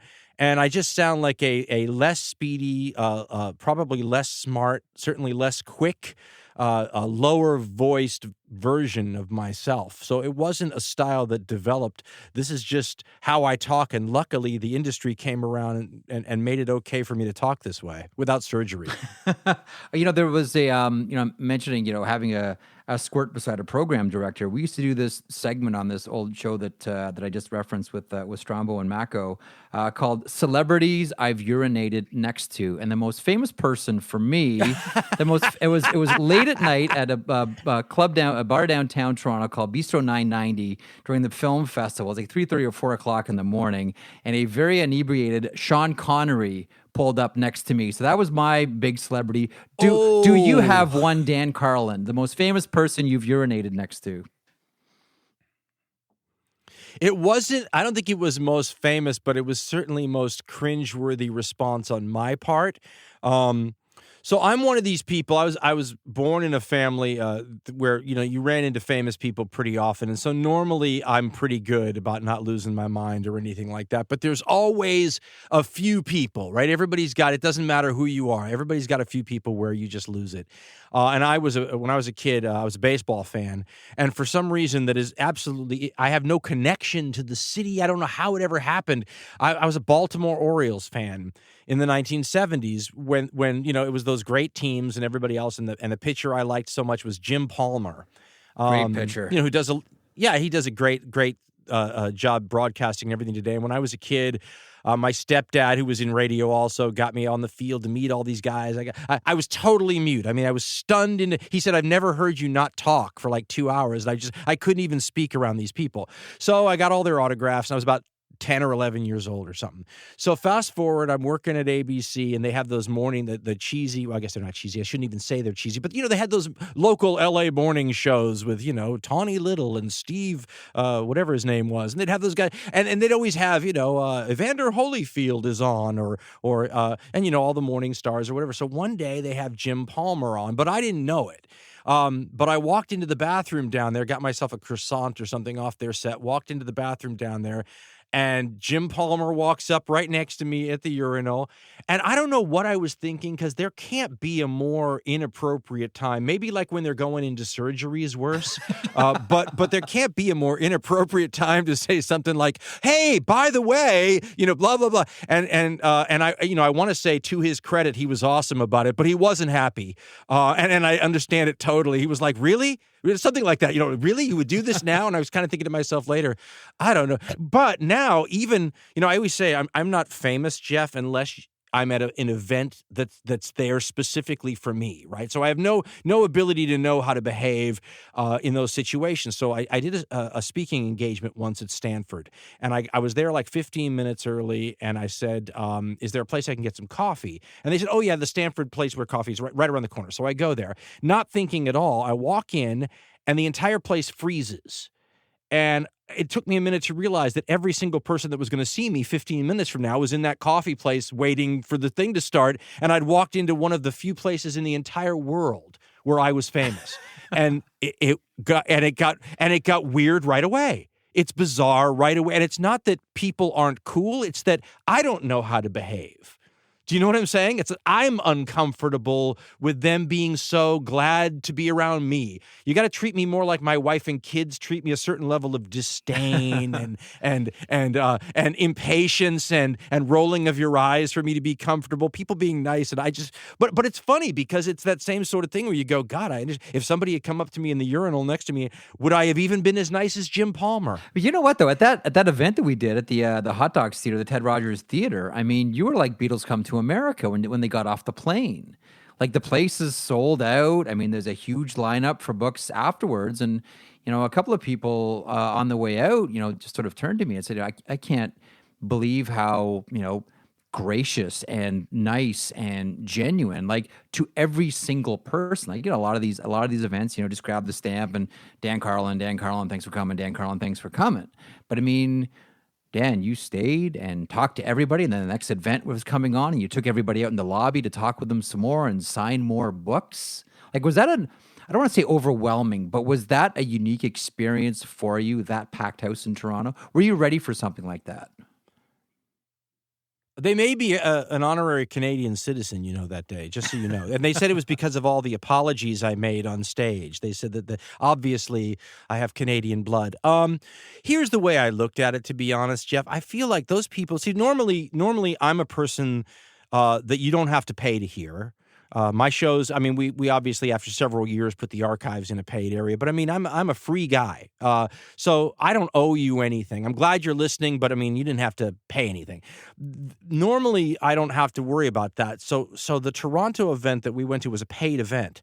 I don't do those really. And so these people paid money to come and see me. And I just sort of felt, you feel a little guilty about that, because normally I'd be fine. I mean, the podcast is the equivalent of walking in there on stage and just letting anybody come in and sit down. And then if they don't like it, or if they want to leave or whatever, I don't feel sort of beholden to them to the same degree I do if they plunk down $12 or whatever it was. So I feel like I felt a real sense of, both camaraderie, because it's weird to as a podcaster, when and you know this too, when you speak into a microphone, you don't see the people on the other end, and it is always I'm not sure I'm not sure the adjective quickly springs to mind. It is an interesting and unique experience to all of a sudden have all these people that you have a relationship with, but you've never met together. Does that make sense? Yeah, but you do understand. I mean, you get this as much as anybody else who does podcast. I mean, those are one-on-one relationships that you are creating. As we talked about earlier, radio, you're broadcasting into a car. Television, you're broadcasting into a living room full of people. But podcasts, like, I don't know how many times that you have ever said, because I know the number for me is 0, you've ever said, hey, come on, let's all listen to a podcast together. Like, it is a real intimate bond that you form with people. especially when you have something as compelling as you present in either hardcore or common sense. Like, that is a real, like, none of that surprised me. Like when HarperCollins called me and said, "Hey, we understand you're a big Dan Carlin fan. Would you like to host this event?" I was like, I hope it's a big theater because I know how popular this guy is and I know how much people love him. Like, that's a real intimate relationship you make in this medium. You know what? Can I circle back to something we talked about earlier when we were talking about people maybe at home, maybe working on some creative idea, not sure what they want to do and all these kinds of things. I don't mean to sound like something out of some pep talk, Tony Robbins, you can do it video.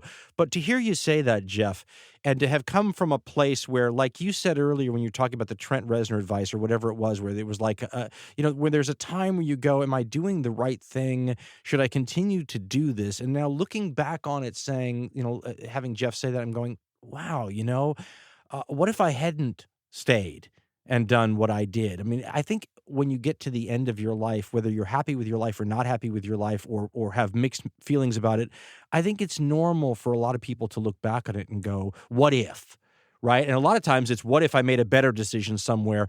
But I mean, what if I made a worse decision somewhere? Or what if I didn't do this? Or what if I had all these same qualities but lived in a time period that wasn't conducive to podcasting? Right? What if it's 30 years ago or 40 years ago?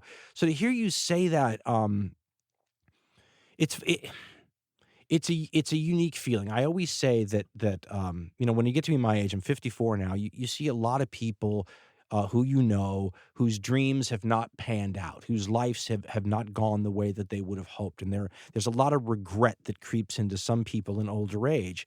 And if you don't have that, you just feel so fortunate, and you look around and you say, well, why do I not have that?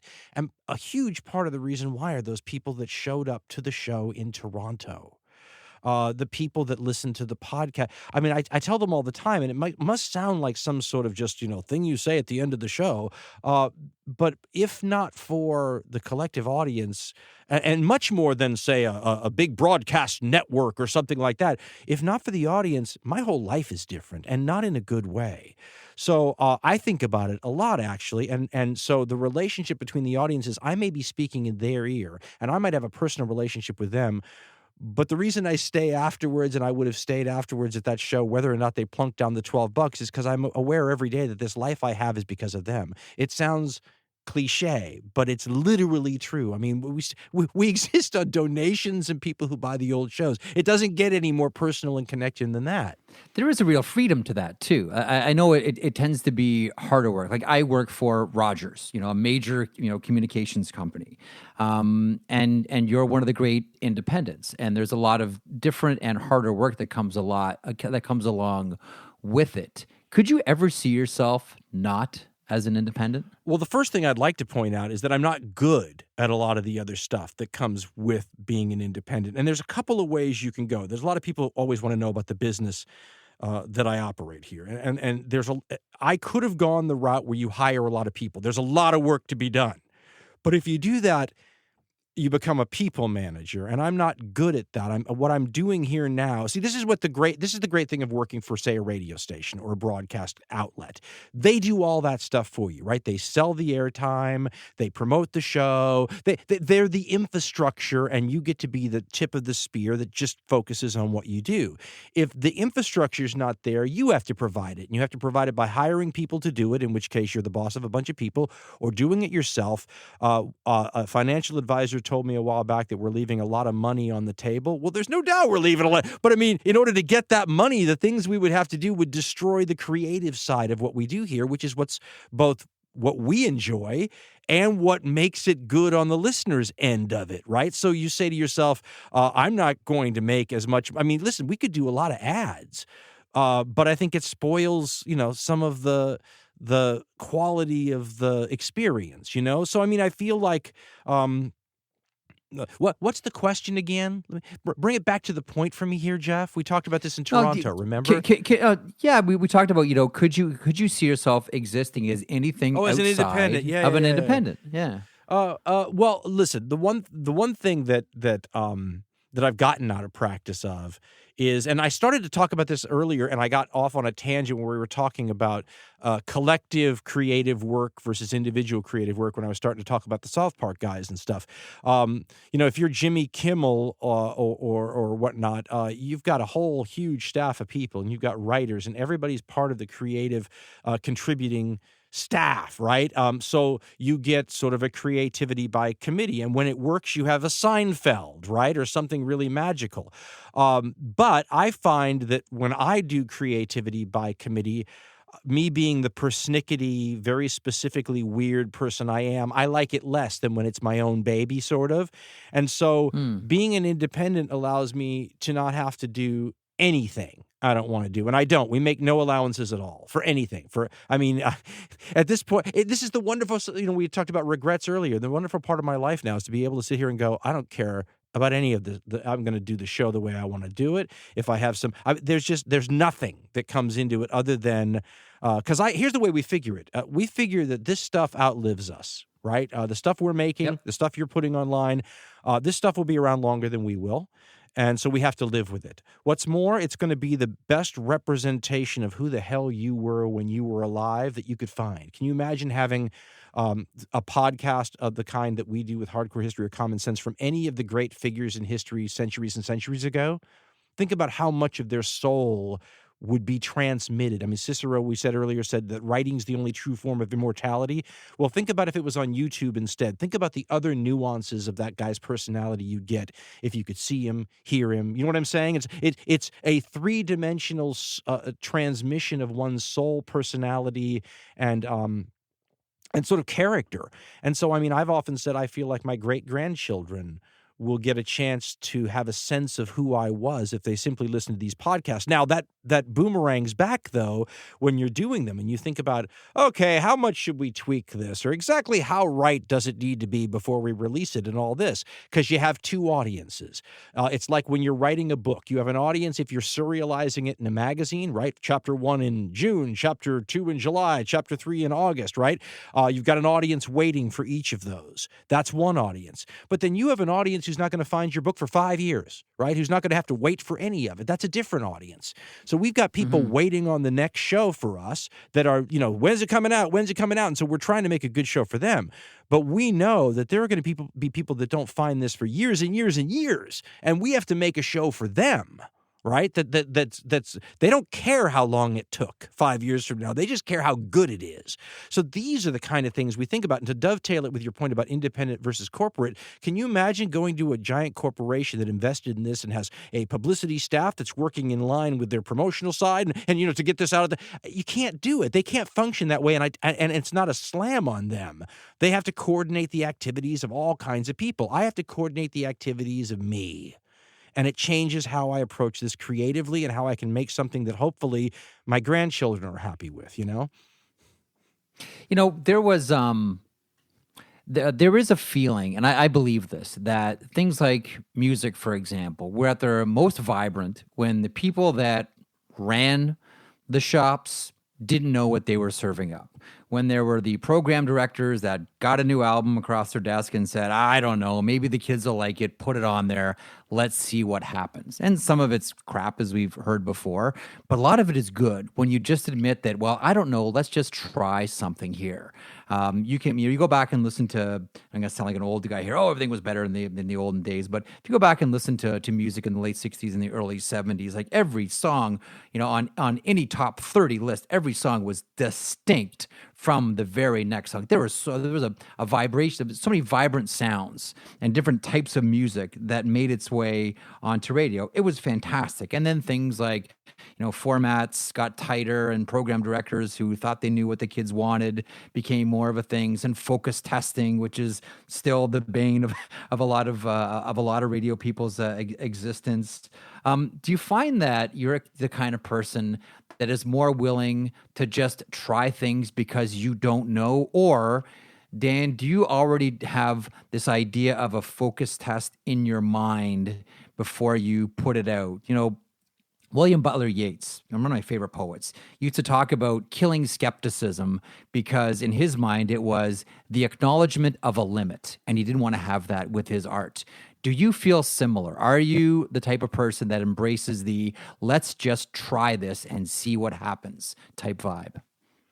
Absolutely, it's one of the reasons the shows take so long, and one of the things I don't ever want to do is have a template for this. I mean, once you say you've got this giant creative white space that we talked about earlier, and once you acknowledge this is something you really like about the medium, well, why do anything that then creates your own boxes that you're then constrained by, right? Radio used to give you those boxes, so you're going to put your own boxes in there. So when I try to figure out how to weave a narrative together, one of the things I ask is this something we do all the time, or is there a way we could switch could we tell the end of the story first and then switch it around? So not only does that keep that fresh from a listener standpoint, it keeps it fresh from a storyteller standpoint, and helps you I mean, I guess there was a friend of mine, and he's probably going to listen to this, who described what I do, because we used to just do this entirely, like all my shows, I would walk in and record it, and we'd be done.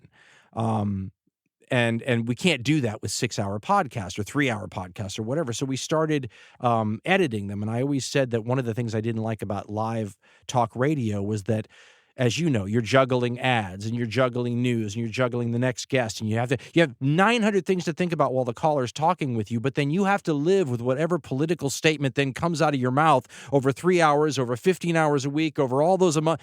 And I used to say, God, I just would love the freedom that an editor has at a newspaper when they write a column to go, oh, that's the wrong word there, strike that and put the words you really want there, so that when it goes out to the public, you can say, I've signed off on this. This is really what I meant to say. And I feel like the way our podcast developed has given me that freedom. Now, what that does, though, is, and you know this, but the audience maybe doesn't, this is not a scripted program. So my friend, who I was just mentioning, had described what I do as edited performance art. And that kind of is a good way to put it. It's because I get up here and I just sort of riff. I know what I want to say. Usually, if it's the history show, I have a couple of quotes usually marked that I want to include. And then as soon as I run out of steam or it starts falling apart, or we tried some experiment and it didn't work, or it did work, we cut off for the day and then stitch it to whatever last worked. And then by the end of it, you have a bunch of improvisational sessions that hopefully, tell a story in a way that keeps it fresh and moving. And hopefully, if you've heard a bunch of my shows, doesn't sound like all the other shows, right? Has all the things you like from all the other shows, but keeps you guessing in terms of show design, narrative, the way the story is approached, and all that kind of stuff. So in answer to your question, we experiment all the time, and it is one of the things I like most about the gig. So let me follow that up then with this question, and this audience member didn't put his or her name on it, but it dovetails your idea about learning. What's the old saying? When one teaches to learn. Dan, what podcast did you learn the most from? It's a tough one for me for two reasons. One, when we started podcasting, there weren't all that many podcasts, 2005, June or July 2005. The second reason why is I don't listen to much in the way of podcasting because I'm a reader. I mean, that's what that's my medium. And in part because of the speed at which I read.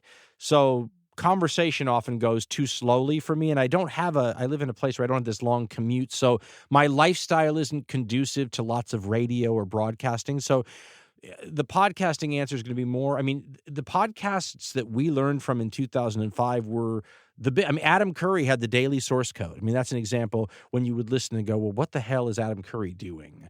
But at the stage we were at, you weren't sitting there trying to pick up little tricks. You were sitting there going, now, does he have an email linked to this on a web page? It was really, really basic stuff you were trying to learn.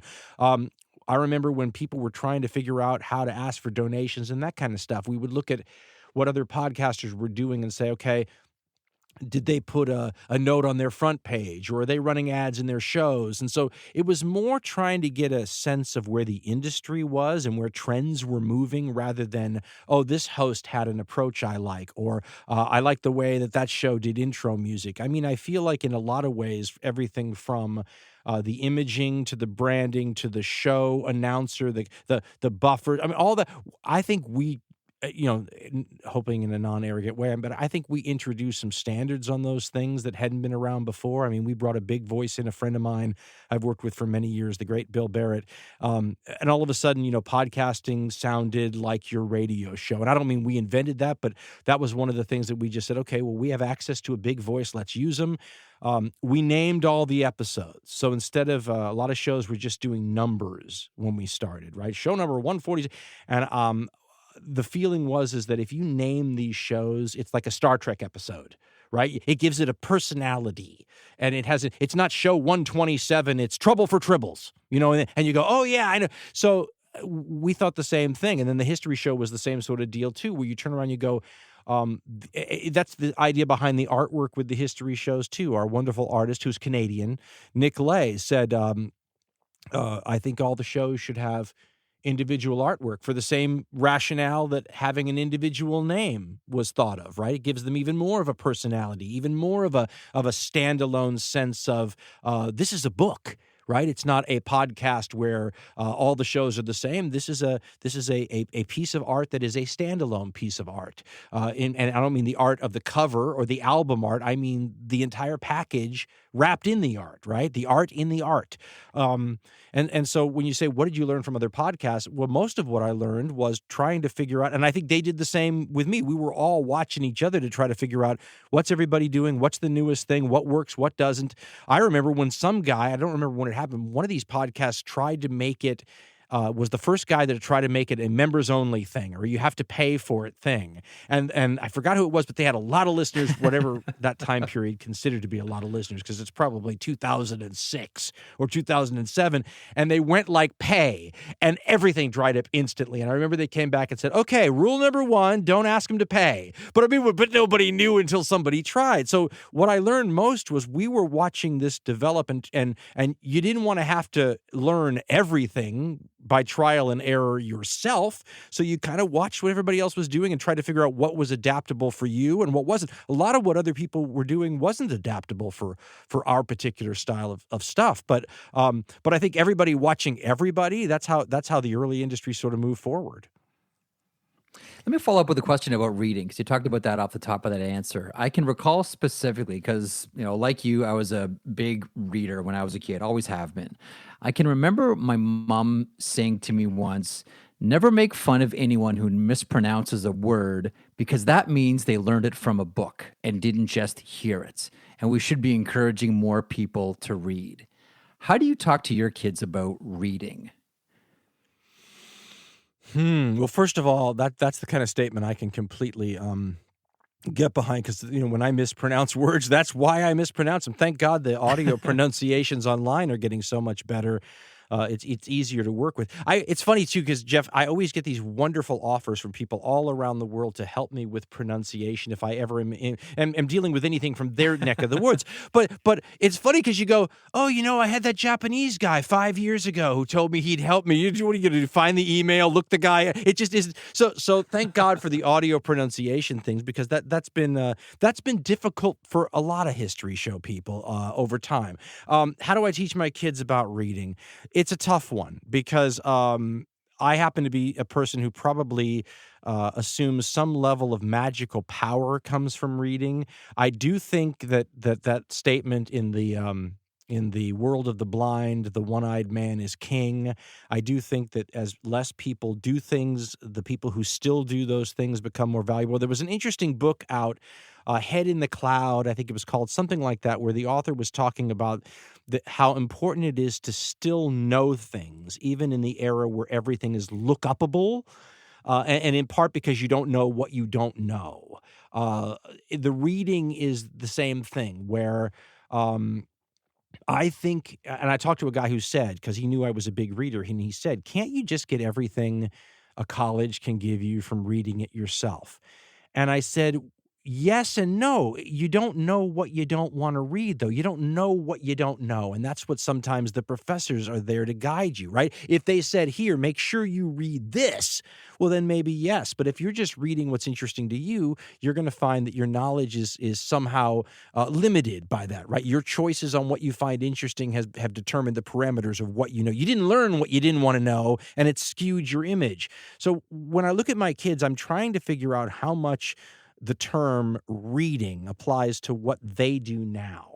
So when you say reading, are we talking about the greats, or are we talking about they're on the iPad and they're, so I think we have to define, are we talking about what they're not getting with the great pieces of literature or the ancient classic scholars? Or do you know what I'm saying? That there's all kinds of reading. There's trashy novels and there's Steinbeck. Right? And do you get the same from both of them? So I think all the kids today read a lot. They just are reading little snippets here or there in a digital format. The question is that giving them the benefits that we always associated with, and I'm using air quotes with my fingers, reading? Is there enough water to the village if you do it that way, is what you're saying? Well, I mean, look, if I'm reading a digital piece on TMZ right now, I'm reading, but did it improve? Did it provide any of the qualities we associate with bettering us as human beings? That, when I was a kid, they say, readers this and readers that. Well, what if I'm reading the National Enquirer? See, my kids are 10, 8, and 3. So we try to encourage things that encourage the kids to ask questions. Like we'll always, so sit down and read, and then we'll sit and talk to them about it and ask them about the questions, just to sort of trigger the idea of, questioning things that you read, finding things that are interesting, because that's what I always did when I was a kid, feeling that eventually that type of curiosity in reading will lead to all those things that you talk about. Eventually, if you can understand that, through, even just, reading a book about, like right now, my kids are, what are they reading now? I think they're reading the Walking Dead, a graphic novel series, but they have a million questions about them. And they'll come to us with ethical questions about them. And although you can't talk to your kid about utilitarianism when they're 8 years old, those same questions still do exist. So for us, as long as they're still asking questions based on what they're reading, then I think they're heading in the right direction.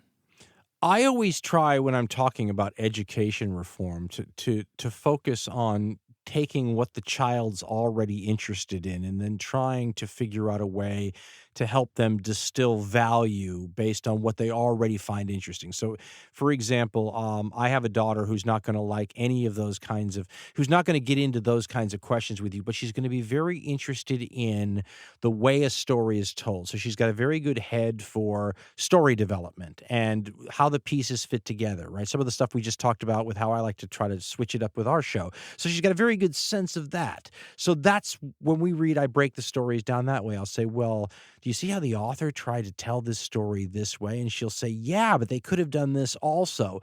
And so she's not necessarily she might not be absorbing whatever the message that the writer was trying to get to her was. She's more absorbing the way that the writer decided to tell the story. I read a story about John Belushi once, and I think it was Lorne Michaels, the Saturday Night Live, the Canadian Saturday Night Live a producer who was saying that he was giving John Belushi one of these speeches about cleaning up his act for his health purposes and all that. And he goes, but he'd already heard that story before. He says, when you tell a comedian like that, something like that, they're more probably trying to work out an impression of you and how you raise your eyebrow and how your voice talks and all that sort of stuff, instead of hearing the content of the message. Well, my daughter wasn't hearing necessarily what that writer was trying to impart in terms of data and story and information, but she was paying close attention to the way the eyebrow went up and the tone of the voice and the way the story was told. So in answer to your question, I try to find out what it is that they're finding appealing from the work, and then I try to examine that. I wrote a piece once for Edutopia, which is it's an education reform online resource. And I didn't want to write it because a lot of teachers use it, and I didn't feel qualified to tell teachers how to teach. They're in the classrooms every day. So I try to just say, isn't it silly to teach kids a bunch of things if they don't remember it later? Because the whole idea behind teaching, say, names and dates is it's important stuff for a citizen to know these things. But it doesn't matter if they don't retain that knowledge. And so I was trying to point out that maybe if you started with the fact that we're all interested in history innately, but just not the same history, you find out what your kid likes, and then you teach them the history of that, right? They like hockey. Hockey has a history. They like fashion. Fashion has a history. You can teach how, historical evolution and historical processes and all these things by sticking with the subject the kid already likes. And so when we talk about books and my kids, they aren't necessarily getting, you could say, here, read this book, you'll learn a lot, kid, but they might learn a lot. It just might not be what you think they should learn. So I try to craft what works in the piece with what resonated with the kid. Does that make sense? It does. And there's actually another question here that sort of follows that up. Again, from someone unknown, they didn't write their name. Dan, I have a 3-year-old daughter.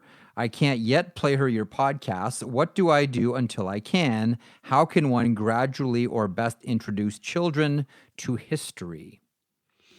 Again, I think this is something that you tailor to the personality of the individual. That's why we all choose, if you go to a history section at a bookstore, if there are any old brick and mortar bookstores left or in the future, different people are going to pick different books. It's all history, but different. I mean, for a while, one of my kids was interested in the life of pioneer women on the frontier in the middle of the United States, and she was really taken with their stories. So she'd read these novels or these pieces that would include a lot of the primary sources where you'd hear, what it was like growing up in Little House on the Prairie type situations, and that resonated with her. And so you find something, you go, well, if you like that, you might like this.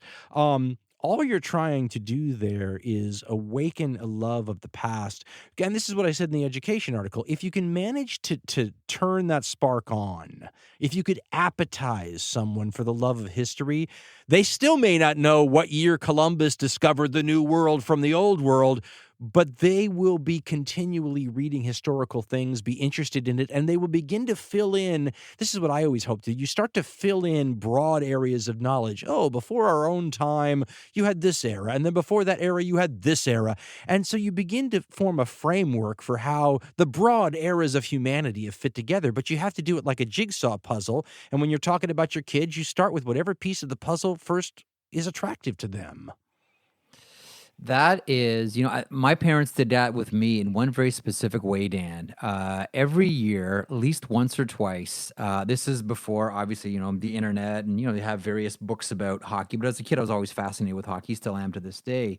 They would take me to the Hockey Hall of Fame in downtown Toronto and leave me there. I had a notebook in my little knapsack. Geez, Dan, I was 8, 9 years old, and I would write everything down. I would sit there and watch all the videos and make notes, and I'd come back with my notebook all filled up with observations and just regurgitation of facts that I knew about hockey. And honestly, afterwards, I would start to ask questions about what was happening around the games that weren't just the games. Who are these guys? Where did they go? What was the circumstance? Why didn't they play this game? Why did this person get arrested? Different things like that. So I can, from personal experience, that's how my parents did it with me. Now, maybe they just thought the Hockey Hall of Fame was going to be the world's cheapest babysitter. I don't know. But they would just plunk me down at the Hockey Hall of Fame, and I would stay there the entire day. I got one more for you. This is a really interesting one. How does our tendency to gloss over the carnage, gore, and unforgivable aspects of history affect how we interpret our past? Well, obviously, we do the opposite on the Hardcore History program. We don't gloss over it. I think it's an interesting question because I would argue that we don't gloss over it. We zoom in and zoom out in a way that gives us quick hits of the nastiness without any of the long-term contemplation that you would hope comes with it, right? So if you look at at both world wars, any major events like that, you'll see that there's a period of almost like international reflection afterwards. where everyone sorts of they're trying to absorb the enormity and the lessons and everything of what just happened because it's so fresh and so enormous.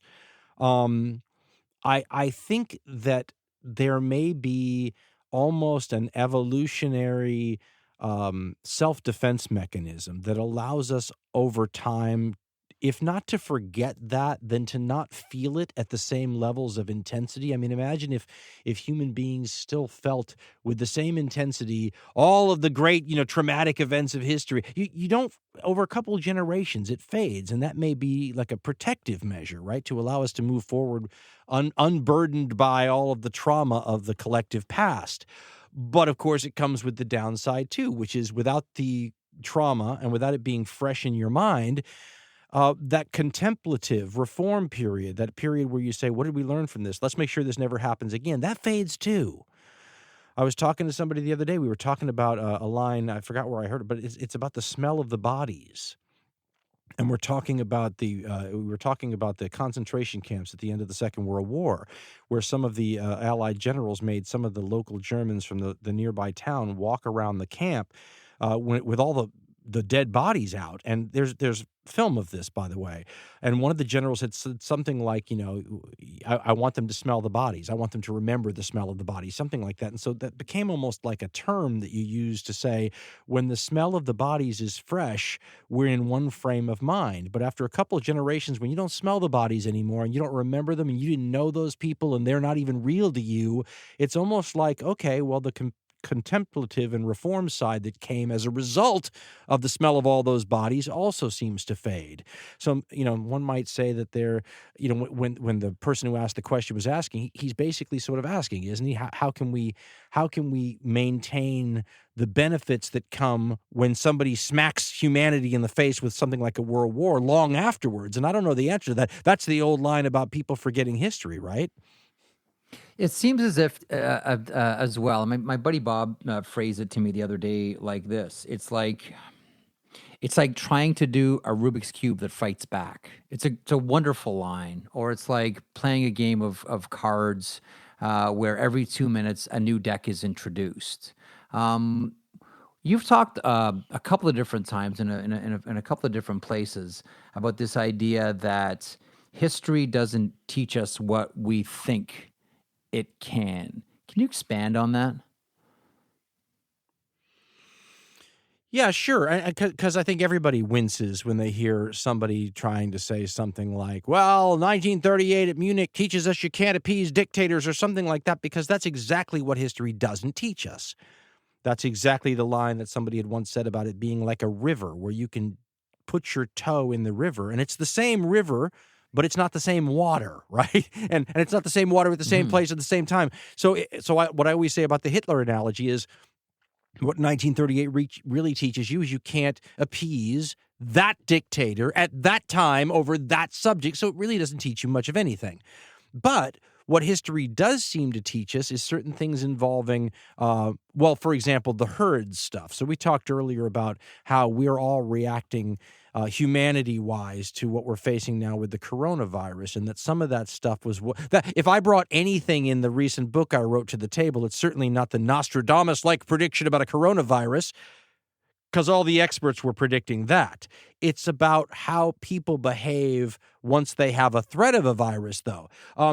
So the 1938 analogy doesn't work, but it does teach us the herd stuff, right? The stuff like we were talking about in the book, the Nostradamus type thing. It's not Nostradamus to predict a COVID virus. That's coming. It's predicting how we're all going to react. And truthfully, we reacted a little like you'd expect a mass group of humans to react, whether it's the 21st century or the 10th century.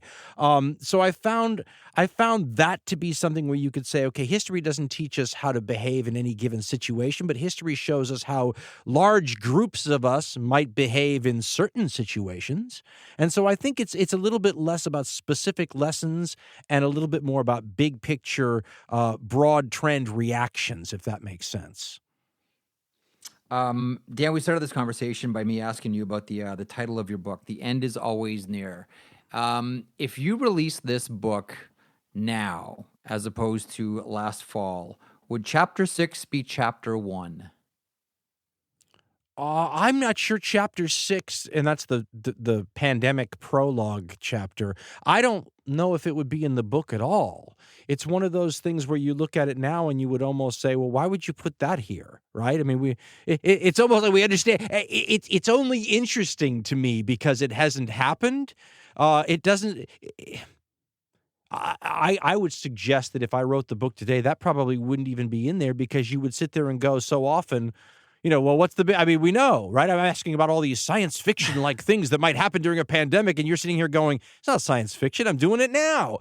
One guy wrote me an interesting line. It was on Twitter, I think, where he said, I thought you were jumping the shark when you said that, would society shut down again with a modern pandemic? And yet here we are. But I'm as surprised as everybody. I didn't say this. I asked it, right? So I was asking a bunch of questions throughout the whole book. There's no answers. It's a bunch of questions. So when you ask a bunch of questions about what if a pandemic happened, and then a pandemic happens, it's almost like, well, why would I put those questions in the book? That chapter's moot. One final one from me. The themes that you tend to talk about a lot, end of the world, technological regression. What interests you right now, Dan, as we record this podcast? What is top of mind outside of pandemic, which is on the top of everybody's mind, certainly? What else interests Dan Carlin right now?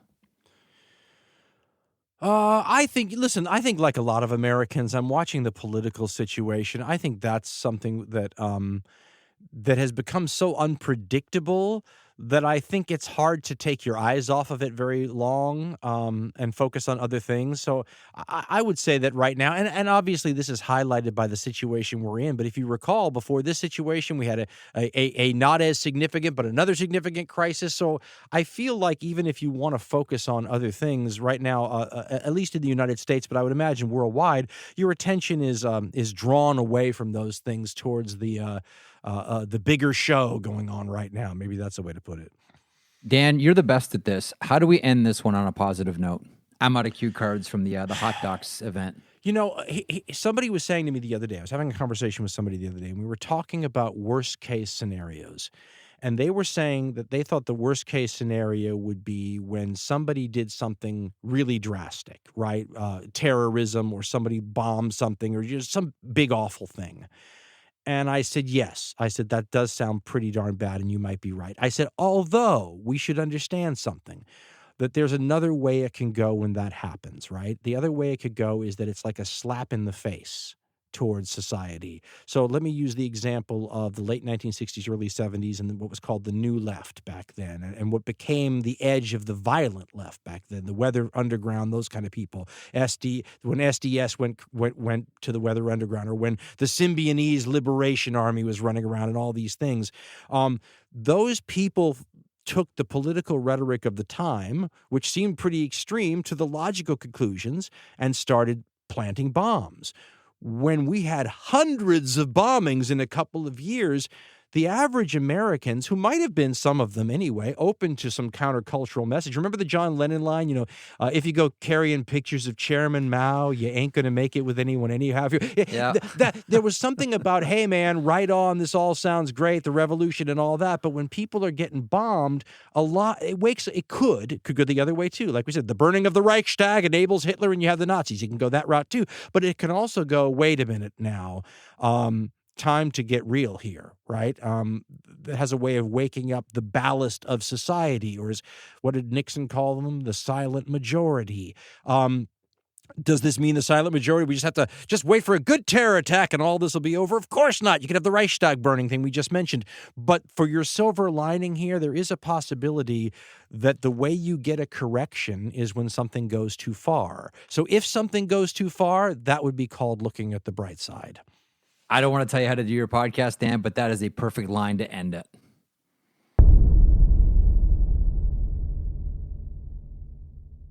A thousand thanks to my friend Jeff Marek for being willing to do this, not once, but twice for me. Check out his work on Rogers Communications Sportsnet. You can also find his stuff. He's the co-host of the 31 Thoughts podcast. He's an awesome guy. And if you're Canadian, you don't need me to tell you about Jeff Marek. You probably heard about me from Jeff. In any case, he's a wonderful guy. Enjoy him a lot, and hopefully we can do this again and make it a trifecta at some point. Also, just a little update on Supernova progress. I'd say more than 2/3 of the way done. Sorry for the wait, but you know how I roll. I got multiple feeds, and I like to put out just a trickle of content out on each one of them. You've heard of trickle-down economics. This is trickle-out podcasting, and we are just, reverting to form here. I should point out just a little announcement. If you ever want to find out where the shows are in terms of, when we release them and make sure you're on, we do have a Twitter feed at Hardcore History, and we make sure that anytime we put anything out, we announce it there. So you'll never miss a show release. Also, if you've had any problems accessing the paid archives, and for those who don't know, we keep the recent shows up free for years. And then after several years, we move them to the paid archive, and you can get them off our website or iTunes or some other places. And apparently we had an OS update that broke something that we didn't know about on Apple Podcasts or iTunes. So if you've had problems getting shows recently, that should be fixed. And I wanted to make sure we thanked you all because you telling us about it helped us to find it. So once again, we're like a little community here. And I do want to say that as a little community here, it's a little weird during this whole period we're living in right now, this whole coronavirus era. I feel like that line, the end of history or sort of a respite from history that they used to say about geopolitical concerns after the Cold War and before the 9/11 attacks. I think that kind of applies to us now in a germ virus disease kind of sense, maybe. Like all of a sudden we're getting the tiniest little taste of what it was like. We probably deal with it differently, but what it was like to live in fear of communicable diseases in a way we haven't done in a while. That's a crappy way to have some empathy with people in the past, isn't it? It's also a weirdly human thing to kind of almost need something like this to remind us that we're all in this together, isn't it? I mean, do you have to have a world war to create national unity? Do you have to have a coronavirus to remind us that we're all connected? I don't know. But I'll tell you what, I never feel disconnected from you folks. I feel, it's funny because everybody's lives have been totally put upside down, and I'm still working the way I always do. And because my life is not disrupted as much as most people's, I constantly am thankful for the fact I'm able to do this, and that's all your fault. So thank you. I hope you're all doing okay. And we're going to, ease out of this thing, I think, together. Stay safe, everybody. And we'll be trickling out our content to you at our normal torrid pace in the near future.